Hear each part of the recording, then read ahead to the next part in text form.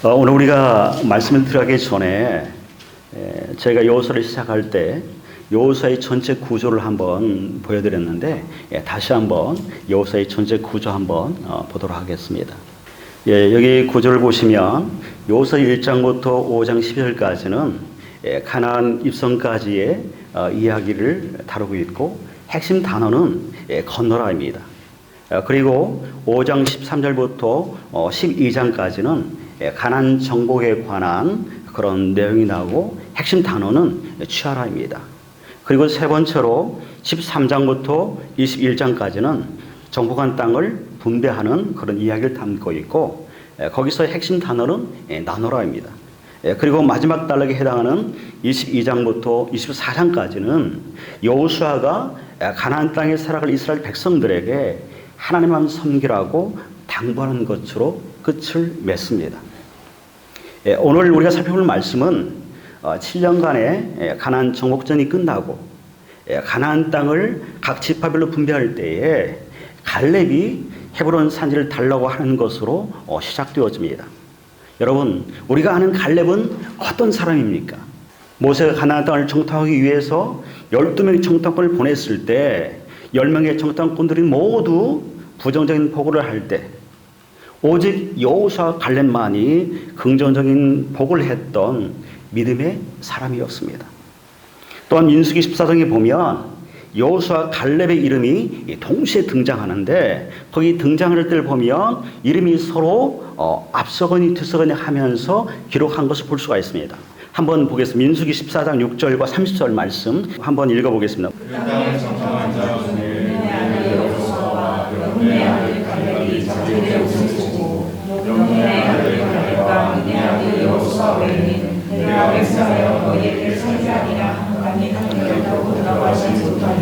여러분, 민수기 14장 6절에 보시면 눈의 아들 여호수아와 여분의 아들 갈렙이라고 기록되어 있죠. 순서가 여호수아가 먼저 기록되어 있습니다. 그런데 민수기 14장 30절에 보시면 이때는 반대로 여분의 아들 갈렙과 눈의 아들 여호수아라고 이렇게 기록되어 있어. 한 번은 여호수아 이름이 앞서 있고 또 한 번은 갈렙의 이름이 앞서 기록되어 있습니다. 여러분, 이렇게 앞서거니 뒤서거니 하면서 이름을 지금 기록한 것은 여호수아와 갈렙 둘 다 그 능력과 영향력의 면에서 위를 가릴 수 없을 만큼 둘 다 탁월하다는 것을 지금 말씀하고 있는 것입니다.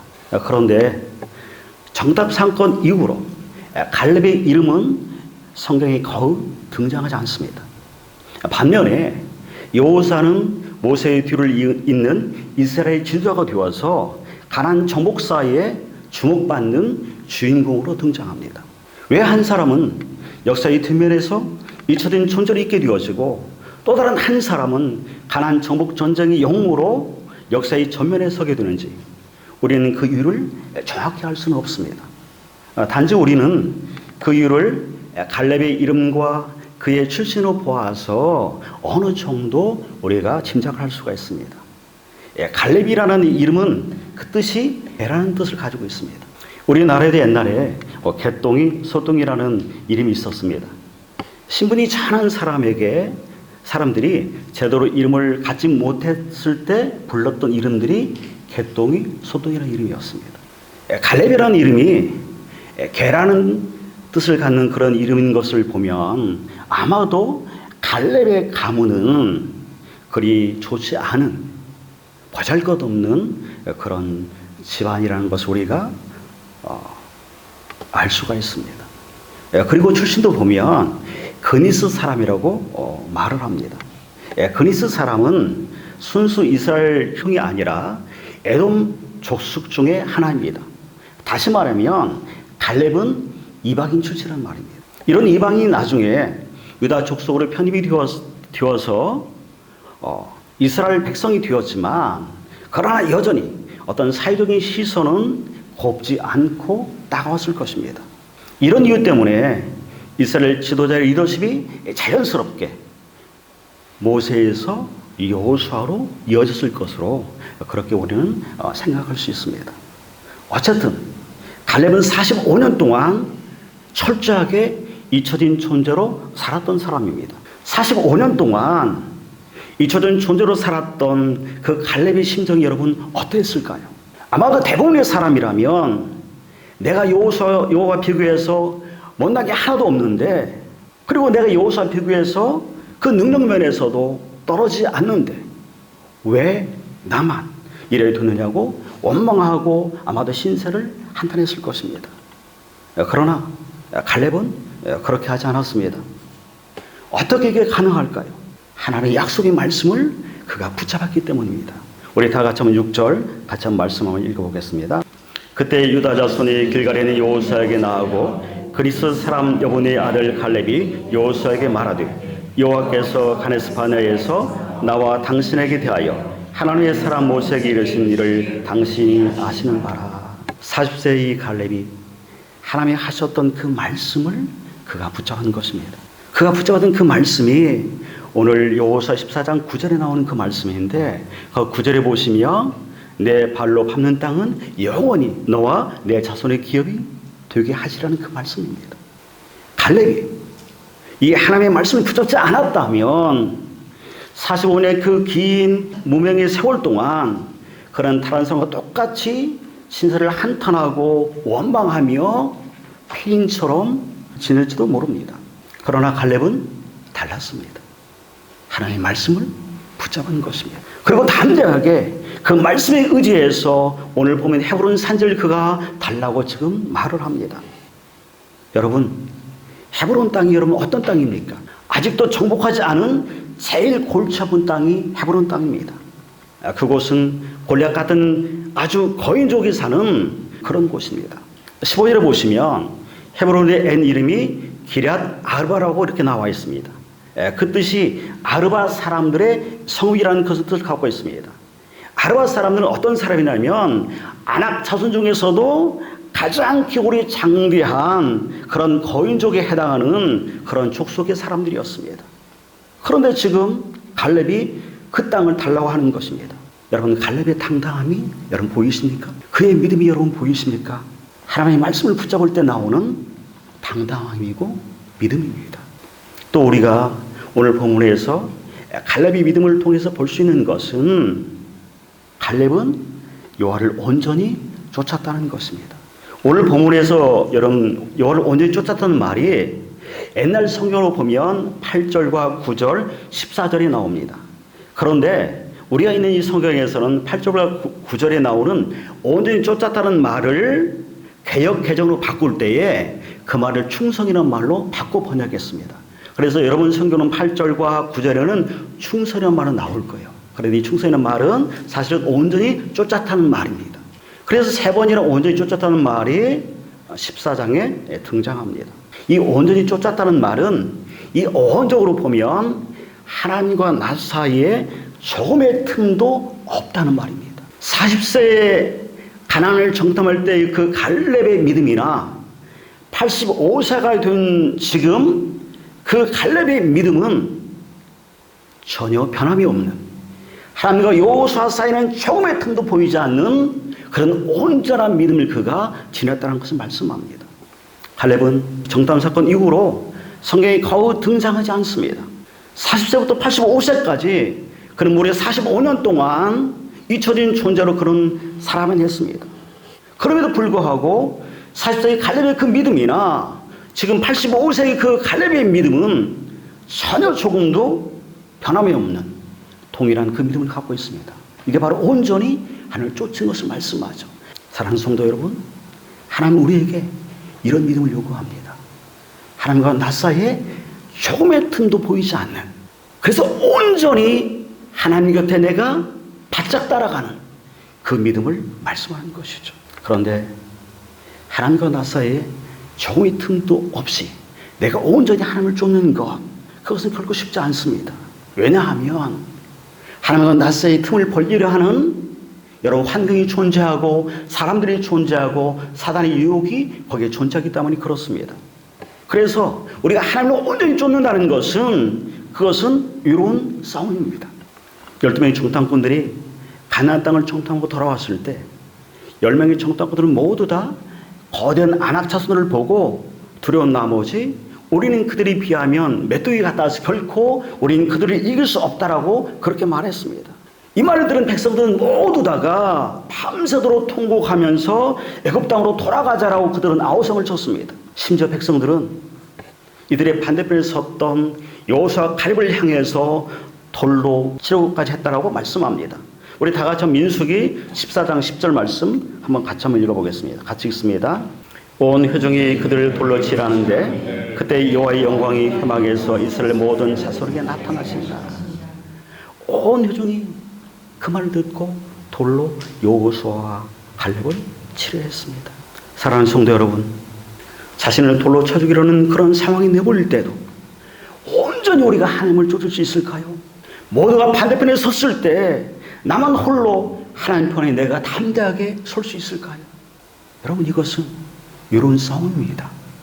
그러나 온전히 하나님을 쫓는다는 것은 하나님과 나 사이에 어떤 상황이라 할지라도 어떤 어려움이 할지라도 결코 조의 틈도 보이지 않는 것을 말씀합니다. 하나님 우리에게 이런 믿음을 요구하는 것입니다. 사랑하는 성도 여러분, 이런 어려운 싸움을 여러분 싸우시겠습니까? 제가 여러분들에게 여러분 이런 어려운 싸움을 싸우겠습니까? 이렇게 질문한다면 여러분 아멘 그렇습니다. 내가 그렇게 이로운 싸움을 싸우겠습니다 라고 그렇게 여러분 고백할 수 있기를 소망합니다. 아무리 힘들어도 아무리 위로와도 하나님 편에 말씀 편에 서겠다는 그런 믿음의 결단들이 저와 여러분 가운데 있기를 소망합니다. 루터가 1917년 10월 30일 비테메르크 성교회에 그 정문에 90여 반박물 붙임으로 종교개혁이 시작되어졌죠. 이 일로 인해서 루터는 교황으로부터 파문직서를 받게 되어졌고 1921년 4월에 가서는 버름스 제국의회 황제 앞에 소환되어졌습니다. 그가 황제 앞에 섰을 때, 그곳에 갔을 때 루터를 사랑하는 사람들 모두 다가 그를 말렸습니다. 루터가 버름스에 가게 되었으면 거기서 체포되어서 죽을 것이 뻔했기 때문이었습니다. 그러나 루터는 담대하게 버름스를 향했습니다. 그리고 제국교회 황제 앞에 섰을 때 거기에서 신문하는 사람이 루터에게 자신의 모든 주장과 입장을 다 처리할 것을 요구했습니다. 그때 루터는 담대하게 이렇게 말합니다. 나는 나의 양심이 하나님의 말씀에 붙잡혀 있는 한 아무것도 처리할 수 없고 그렇게 하지도 않을 것입니다. 그리고 하나님을 향해서 주여 제가 여기 있습니다. 저를 도우소서라고 기도했습니다. 여러분, 외로운 싸움이죠. 힘든 싸움이죠. 그러나 하나님과 나 사이 조금의 틈도 보이지 않기 위해서 루터는 그렇게 치열하게 자신의 목숨을 내걸고 그렇게 싸웠던 것입니다. 이게 믿음입니다. 여러분, 선택의 의미를 아세요? 선택하다는 것은 선택한 것 이외에 그 모든 것을 포기한다는 것입니다. 내가 사랑하는 아내를 선택했다는 것은 다른 모든 여자를 포기한다는 것입니다. 여러분 그러지 않아요? 내가 하나님을 선택한다는 것은 하나님 외에 그 어떤 다른 것들 다 포기한다는 것입니다. 그래서 신앙은 선택이고 믿음도 선택입니다. 신앙은 하나님을 선택하는 것이고 하나님의 말씀을 선택하는 것입니다. 여러분이 하나님을 선택했다면 내 삶이 외롭고 힘들더라도 그리고 내 삶 가운데 어떤 그 치열한 싸움이 있다 할지라도 하나님과 나 사이 조금의 틈도 보이지 않게 하겠다는 그 믿음의 결단을 가지고 여러분 당당하게 삶의 발걸음을 그렇게 옮겨 가시기를 여러분 소망합니다. 영국 출신의 유명한 셰프인 로버트 어빈이라는 사람이 있습니다. 이 어빈이라는 사람이 망하는 식당에 보이는 공통적인 5가지 특징이 있다라고 얘기를 했습니다. 그가 말한 5가지 특징이 뭐냐면 첫째는 망하는 식당을 보면 열정이 없다는 것입니다. 그리고 둘째는 목표가 없다는 것입니다. 그리고 세 번째로는 자신감이 없다는 것입니다. 그리고 넷째는 배우려 하지 않는다는 것입니다. 그리고 마지막으로는 손님의 입장에서 결코 생각하지 않는다는 것입니다. 여러분 85세의 갈렙에게 방금 5가지를 그대로 여러분 적용해 보시기 바랍니다. 갈렙은 어떻습니까? 첫째, 열정이 있었습니다. 둘째, 목표가 분명했습니다. 셋째, 자신감이 있었습니다. 그리고 넷째, 도전정신이 있었습니다.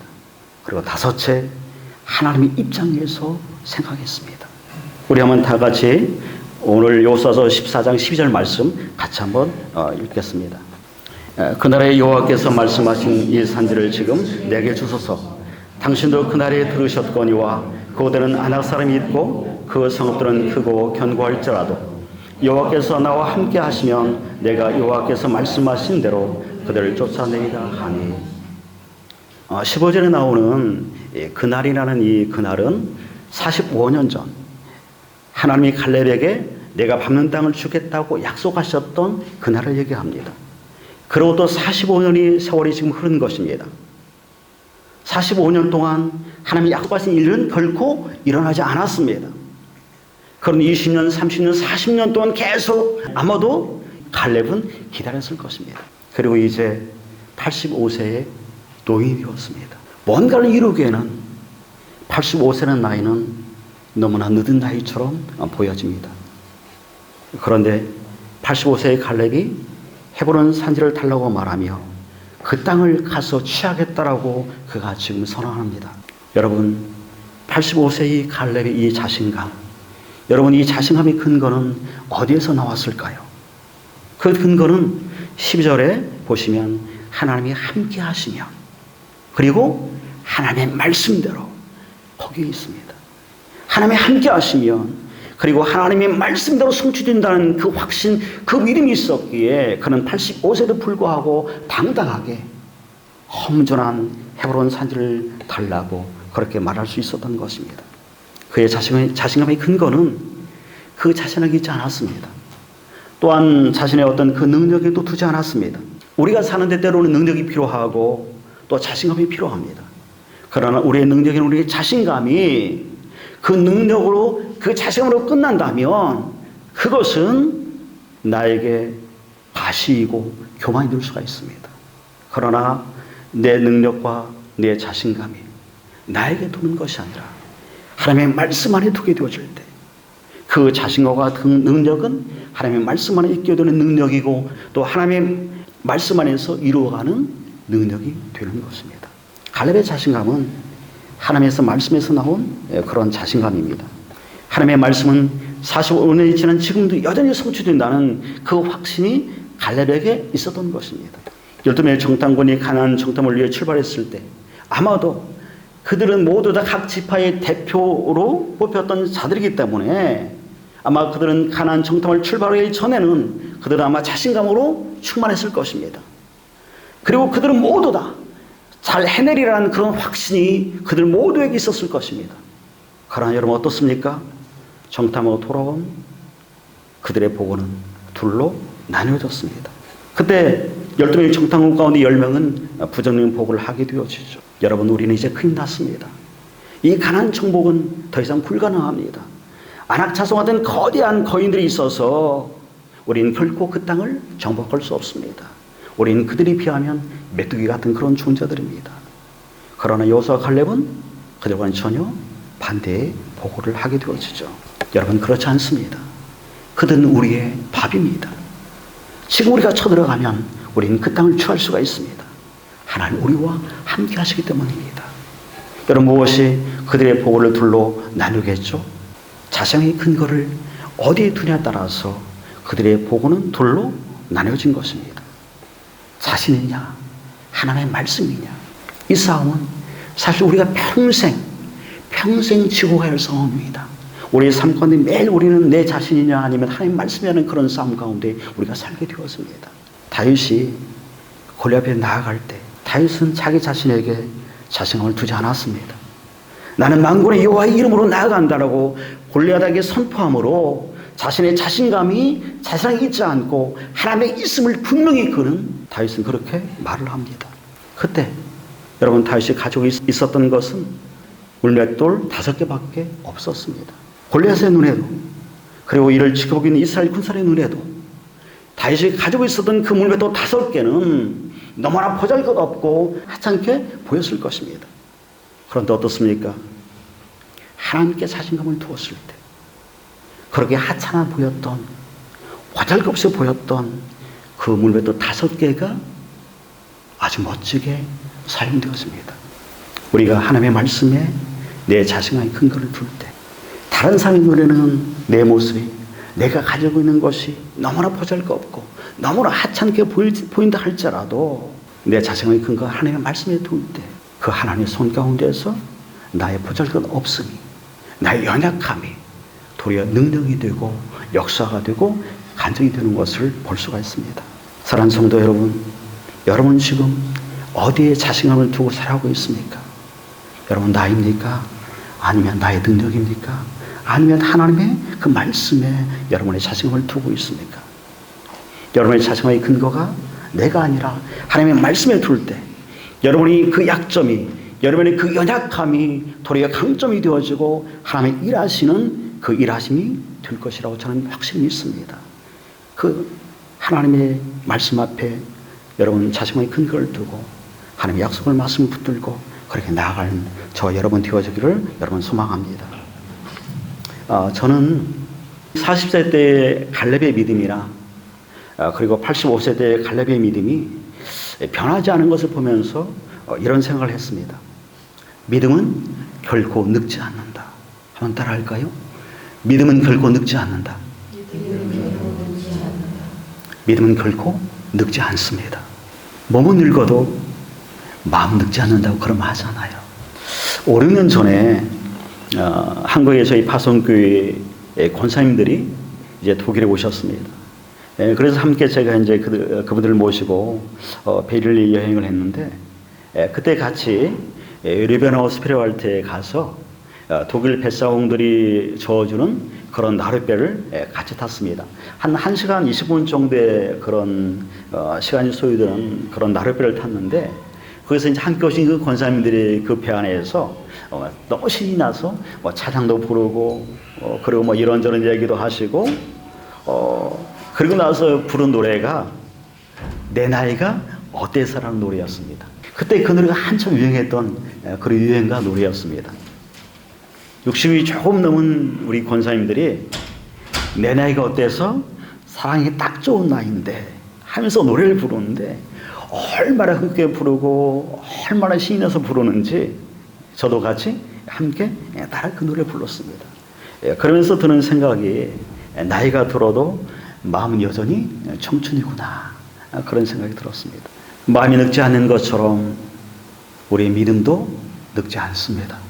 이번에 한국의 탄핵 전국에서 한국의 교회들이 보면 이념에 따라서 서로 각기 나눠주는 그런 모습을 보면서 갈렙 같은 그런 믿음의 어른이 이 한국 교회 그리고 이 시대에 필요하다는 그런 생각이 들었습니다. 온전히 하나님만 쫓는 사람 그리고 하나님의 약속은 반드시 성취된다는 그것을 확실히 믿고 그렇게 나아가는 그 믿음의 사람이 오늘 이 시대에 필요하다고 저는 생각을 합니다.